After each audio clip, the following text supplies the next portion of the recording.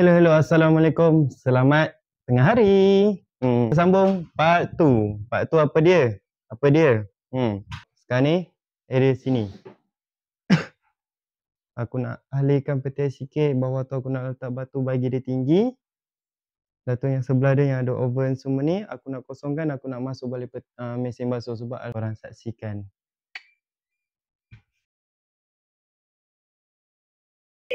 Okay, macam korang tengok sekarang, mesin basuh peti ais aku dah letak sini. Aku dah lapik batu.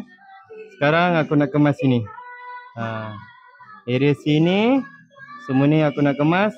Lepas tu area sini, area sini aku nak kemas.